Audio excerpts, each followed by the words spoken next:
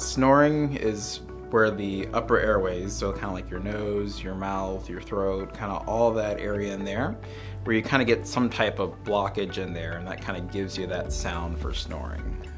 So with that, I'm sure many of people or many a spouse have probably heard it, but just that kind of that almost rattling type sound a little bit, kind of when someone takes a breath in and out. Probably about 45% of males snore, and about 30% or so, maybe a little bit less, of females snore.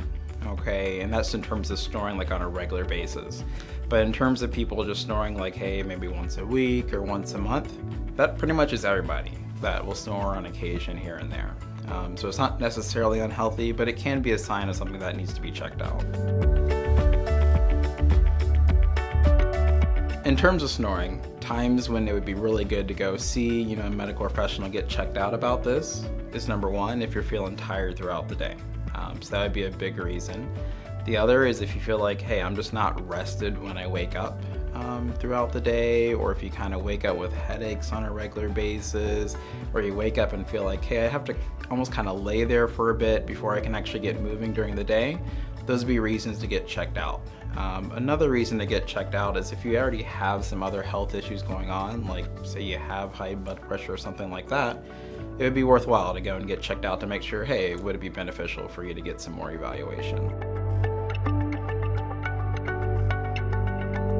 Some simple solutions to snoring that you can try. One is just laying on your side. So if you're a back sleeper or front sleeper, that can compress some of those airways a little bit more and again produce that sound. So if you can sleep on your side, that can help. And if you've been a long time back sleeper just trying to prop yourself up with pillows, there's a good way to kind of make you sleep on your side. The other thing is, especially here in the Dayton area, very prone to having some allergy or sinus type issues. So if you do have some of those, it would be a good idea to either get treated for that or try some over-the-counter medications to try to make some of those allergies and some of that congestion a little bit better, because that'll help in terms of breathing. Some observational studies have shown that, like, hey, smoking might contribute to snoring. So if you can cut back on that, that'll help in more ways than one, not just for the snoring, but for other health issues as well. And the same thing goes with alcohol. If you drink quite a bit of alcohol, especially if you do it before you go to bed, that can also contribute to making those airways a little bit too relaxed and causing some of that snoring sound. Things that would suggest that snoring is more serious for you is one, if you actually are on the heavier side.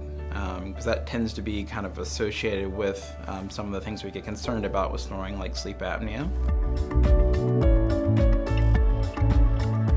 Sleep apnea is kind of the main condition that we associate with snoring. And for sleep apnea, again, your airways, you're not getting that air in and out, and so at times your body will basically have trouble actually breathing throughout the night. The problem is you never can get into that really good deep sleep because you keep waking up throughout the night. And these times when you wake up, it might even be something that you don't notice. It might just be a thing of like, hey, you woke up, went back to sleep, and you didn't recognize it.